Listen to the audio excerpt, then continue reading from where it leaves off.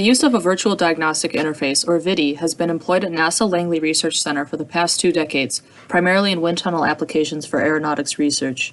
Recently, the VIDI has been used to plan and optimize a measurement system that will be traveling to the Moon as part of NASA's Commercial Lunar Payload Services program, titled Stereo Cameras for Lunar Plume-Surface Studies, or SCALPS. SCALPS will be included on 2 upcoming missions, first on Intuitive Machines' Nova-C lander in 2022, and later on Firefly Aerospace's Blue Ghost.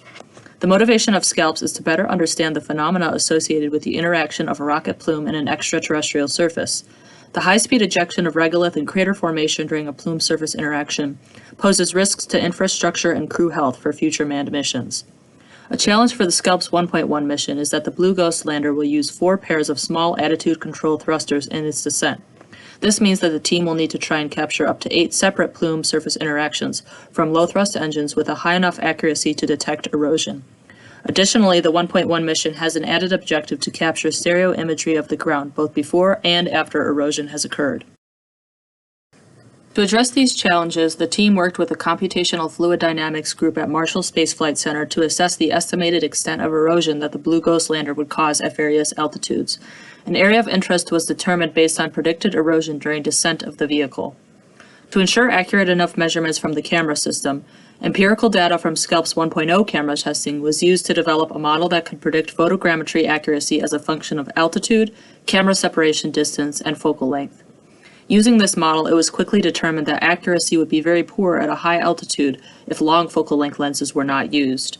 Furthermore, the field of view for a camera with a long focal length lens would be much smaller than that of a short focal length lens camera, even at a high altitude. As a result, the camera system was split into 2 groups. The first group being a pair of long focal length cameras that would capture images of the undisturbed regolith underneath 1 pair of thrusters during descent, optimized for an altitude of 8 meters. The second group consists of 4 short focal length lens cameras that will collect images of the entire area underneath the lander, including the 4 separate pairs of craters after landing. Using the VIDI, the camera views were simulated and projected onto the ground to evaluate the coverage of the area of interest, number of cameras viewing a region, and the stereo area. For the 4 short focal length cameras, this was done in an iterative fashion, using a rendering script and MATLAB to vary the camera configuration parameters and evaluate coverage of the system until an optimal layout was reached. As a result of the simulated analysis of the SCALPS system, an optimal configuration for the 6-camera system was selected that will enable the team to reconstruct the lunar surface topology before and after plume surface interaction occurs.